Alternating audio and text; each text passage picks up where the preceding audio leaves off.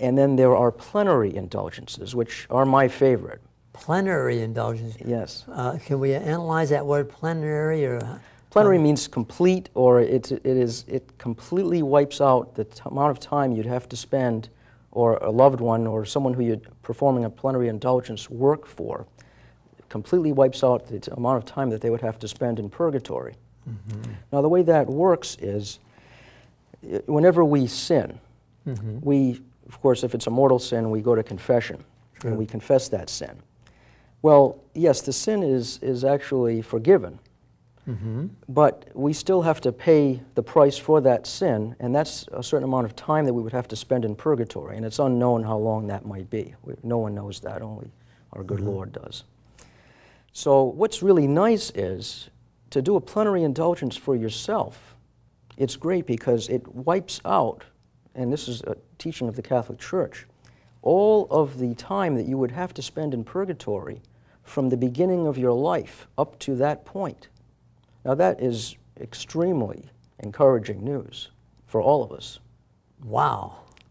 I never really thought about it that way. I guess I haven't paid much attention to the indulgences. No, and for some reason none of us have, and it's probably because it's not really talked about from the pulpit all that much. No, it really isn't. No. And especially when you go to a priest's first Mass, for instance, you'd think that there would be some sort of an announcement that says, you know, next weekend we're going to have Father so-and-so is going to say his first Mass. We welcome you to come to that Mass, not just for the reception afterward, mm-hmm.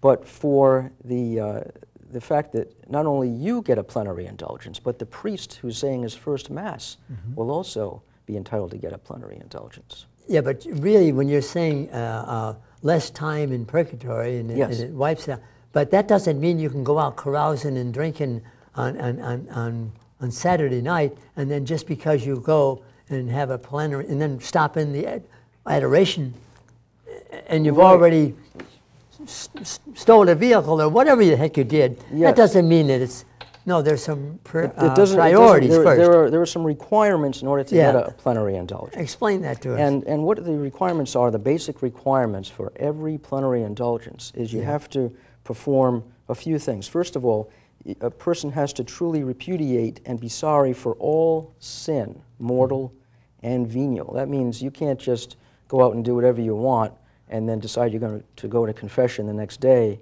and be sorry for it, because you're really probably not that sorry for it, otherwise you wouldn't have done it the day before. You figure, well, I'll go out and do this, but tomorrow I'll go to confession. Right. That doesn't cut it. It doesn't cut it. You have to truly, in your heart, be sorry for those sins.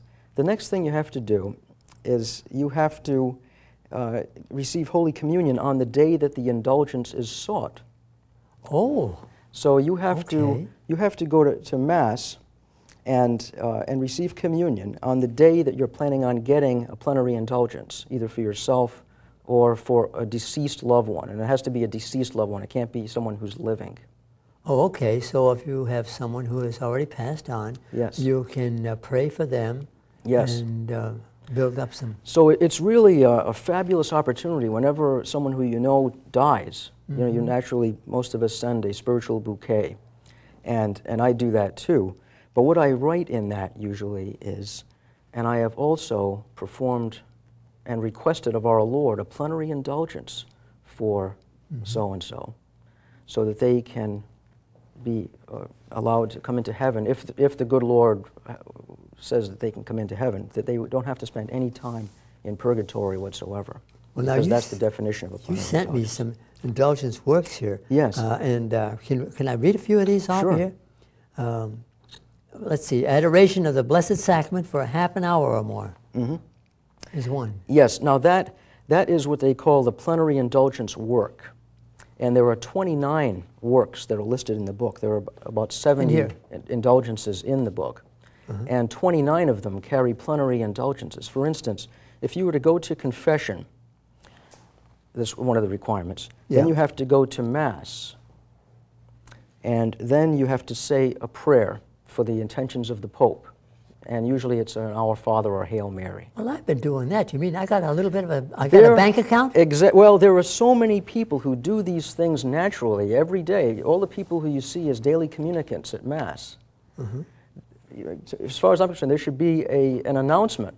Folks, you coming to Mass every day, if you just did a couple of other little things, you could get a plenary indulgence for yourself and for your deceased loved ones. Now here's one here. Devoutly visit a cemetery and pray for the dead. Indulgence applicable only to the souls in purgatory during November 1 through 8.